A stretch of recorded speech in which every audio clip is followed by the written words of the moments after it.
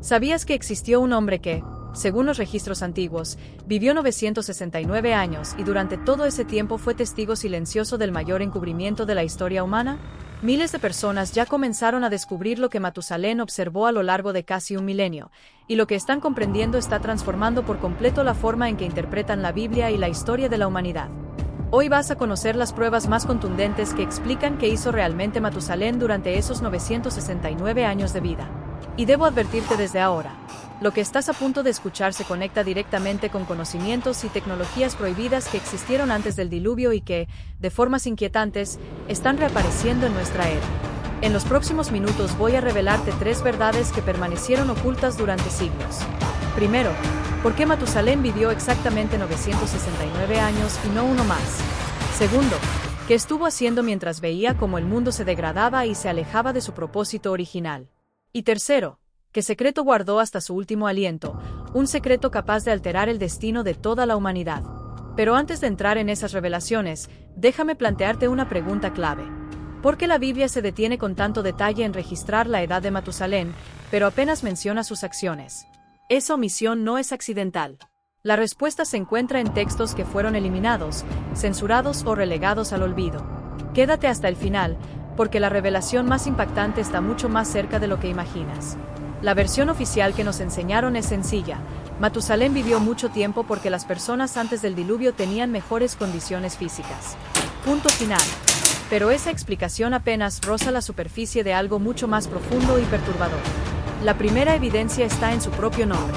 En hebreo antiguo, Matusalén no es solo un nombre personal, es un mensaje codificado. Proviene de Mut, que significa muerte, y Selah, que significa enviar o traer. Su significado literal es inquietante. Cuando él muera, eso llegará. ¿El qué llegará? El juicio. El diluvio. Y aquí viene el dato que cambia todo.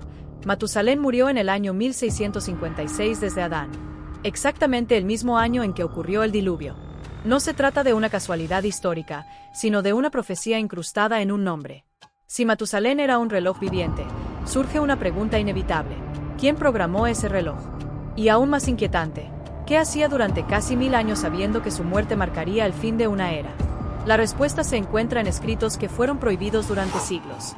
Y eso es precisamente lo que vamos a explorar ahora. Imagina un planeta radicalmente distinto al que conocemos hoy.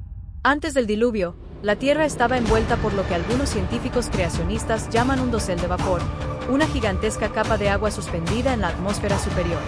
Este sistema creaba un efecto invernadero perfecto. No existían lluvias torrenciales, no había desiertos, ni cambios climáticos extremos. La presión atmosférica era considerablemente mayor que la actual. ¿Qué implicaba eso? Una oxigenación celular casi perfecta y una exposición mínima a la radiación cósmica. El envejecimiento celular era radicalmente distinto. Pero hay algo que casi nadie menciona. La longevidad no era solo física, también era espiritual. En Génesis se registra una declaración inquietante cuando Dios dice que su espíritu no permanecería para siempre con el ser humano, limitando su vida a 120 años después del diluvio.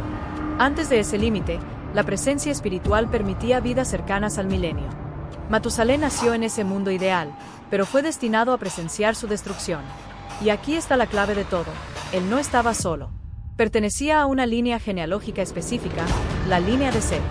Mientras la descendencia de Caín se dedicaba a construir ciudades, desarrollar herramientas y establecer una civilización tecnológica avanzada, la línea de Set tenía otra misión: preservar, observar y dar testimonio. Los nombres de esa genealogía no son aleatorios. Cada uno encierra un significado preciso en hebreo. Juntos forman una profecía completa. Cuando se leen en secuencia, narran un mensaje asombroso. El hombre designado, mortal y lleno de dolor, pero el Dios bendito descenderá enseñando que su muerte traerá descanso a los desesperados. Es el primer anuncio del Evangelio, codificado en nombres, escrito más de 1500 años antes del diluvio. Y Matusalén es el eje central de ese mensaje. Ahora entiendes algo crucial. Matusalén no vivió 969 años por azar biológico.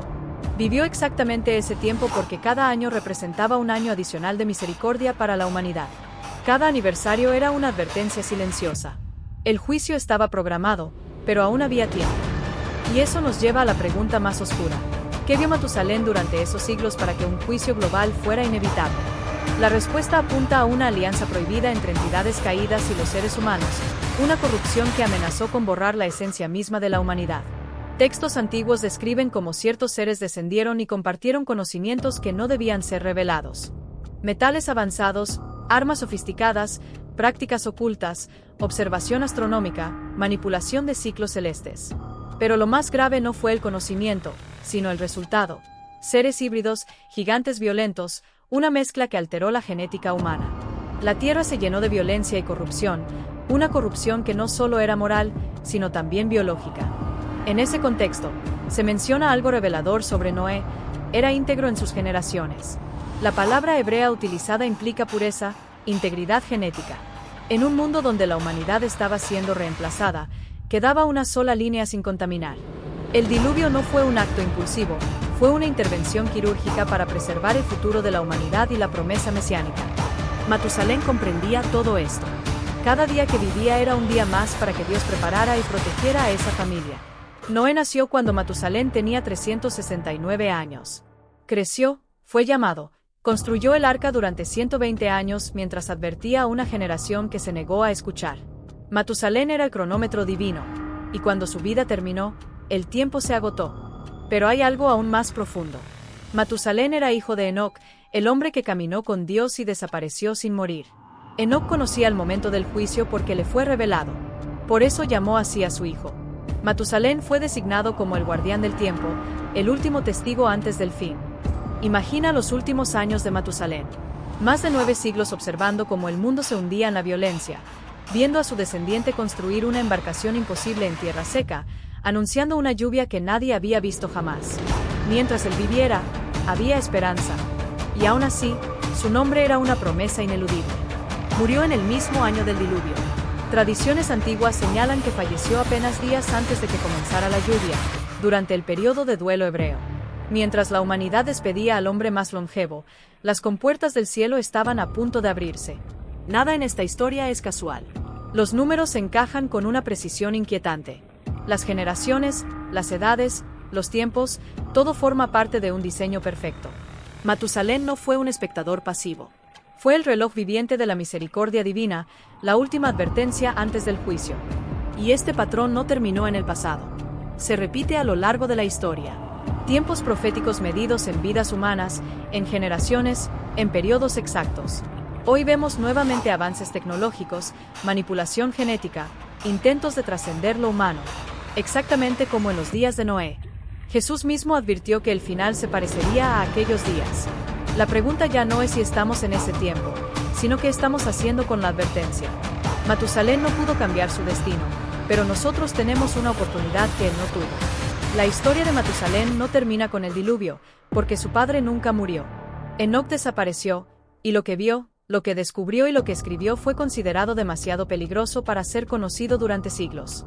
En el próximo video voy a revelarte qué vio Enoc, porque fue apartado de la tierra y qué conocimiento dejó registrado que conecta directamente con el Apocalipsis y con los eventos que estamos viviendo hoy. Imagina ahora el silencio que quedó después del diluvio. Un mundo completamente reiniciado, cubierto por aguas que borraron civilizaciones enteras, conocimientos avanzados y linajes que nunca debieron existir. Noé y su familia emergen a una tierra irreconocible, pero hay algo que casi nadie se pregunta. ¿Qué pasó con todo el conocimiento anterior al diluvio? ¿Realmente fue destruido por completo o solo ocultado, fragmentado y disperso a lo largo de generaciones? Aquí es donde la historia toma un giro aún más inquietante. Porque aunque el diluvio eliminó a los híbridos y a las entidades que corrompían a la humanidad, no eliminó la memoria del conocimiento prohibido. Fragmentos sobrevivieron. Ideas, símbolos, patrones matemáticos, observaciones celestes y principios que más tarde reaparecerían en culturas antiguas de todo el mundo. Después del diluvio, los descendientes de Noé se dispersaron.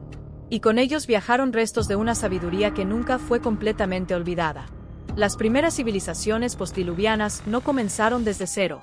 Egipto, Sumeria, Babilonia y más tarde las culturas mesoamericanas muestran rastros de un conocimiento que aparece demasiado avanzado para su tiempo.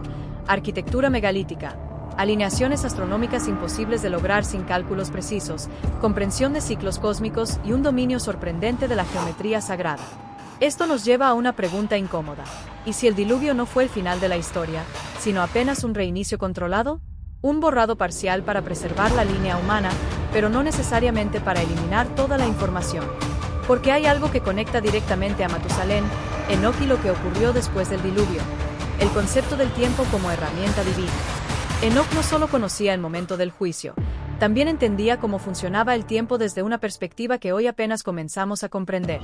Los textos antiguos lo describen aprendiendo los movimientos de los cuerpos celestes, los ciclos del sol y la luna, y algo aún más profundo: la estructura invisible que sostiene la realidad. No es casualidad que su vida durara exactamente 365 años, el número de días del año solar. Su existencia misma era un mapa del tiempo. Matusalén, en cambio, fue el marcador final de una era. Su longevidad no solo medía paciencia divina, sino también acumulación de memoria. Durante casi 1000 años, fue un archivo viviente. Vio cómo la humanidad pasó de la armonía al caos, de la conexión espiritual a la violencia absoluta. Cada generación se alejaba más del propósito original, y él fue testigo de ese deterioro progresivo. Después del diluvio, ese patrón no desapareció, simplemente cambió de forma. Ya no se trataba de ángeles descendiendo abiertamente ni de gigantes caminando entre los hombres. El nuevo campo de batalla sería la mente humana. El conocimiento ya no llegaría de forma directa, sino a través de símbolos, mitos y sistemas filosóficos que ocultaban verdades más profundas. Aquí entra un elemento que rara vez se menciona: Babel. La construcción de una torre que pretendía alcanzar los cielos no era solo un acto de orgullo. Era un intento de recuperar lo que se había perdido antes del diluvio. Un esfuerzo colectivo por romper nuevamente las barreras entre lo humano y lo divino. El lenguaje único, la cooperación absoluta y la tecnología concentrada representaban una amenaza real. Por eso la confusión de lenguas no fue castigo arbitrario. Fue una interrupción estratégica. La humanidad aún no estaba lista para manejar ese nivel de poder sin repetir los errores del pasado. El patrón se repite una y otra vez: avance acelerado, corrupción, intervención, reinicio parcial. Ahora observa nuestro tiempo. Nunca antes en la historia la humanidad tuvo tanto conocimiento concentrado en tan pocas manos. Nunca antes se habló abiertamente de modificar la naturaleza humana, extender la vida indefinidamente, fusionar mente y máquina, crear inteligencias no biológicas capaces de aprender, decidir y evolucionar. Las preguntas que antes eran teológicas hoy son científicas. ¿Qué es un ser humano? ¿Dónde termina la vida? ¿Quién controla el tiempo?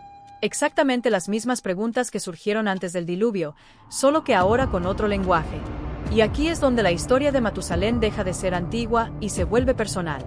Porque así como su vida marcó un límite invisible, nuestra generación también está viviendo dentro de un margen de tiempo que no controlamos. La diferencia es que ahora las señales están por todas partes. Avances acelerados, colapso moral, confusión de identidades, manipulación genética, ciudades que crecen hacia el cielo y una desconexión espiritual cada vez más profunda. Matusalén fue el último recordatorio viviente antes de un reinicio global. No hablaba con discursos, no predicaba multitudes. Su sola existencia era el mensaje. Cada año que pasaba era una pregunta silenciosa: ¿han cambiado? ¿Han comprendido? Y esa misma pregunta sigue en el aire hoy. Porque la historia no se repite exactamente igual, pero rima. Los actores cambian, las herramientas evolucionan, pero el conflicto central permanece. ¿Qué hace la humanidad cuando obtiene conocimiento sin sabiduría? Lo que viene después de Matusalén no es solo una historia de destrucción, sino de advertencia. Una advertencia que atraviesa milenios y llega hasta nosotros. Y lo más inquietante no es lo que ya ocurrió, sino lo que podría volver a ocurrir si las lecciones del pasado continúan siendo ignoradas. La historia todavía no ha terminado. El reloj sigue avanzando. Y entender lo que sucedió entonces puede ser la clave para comprender lo que está sucediendo ahora.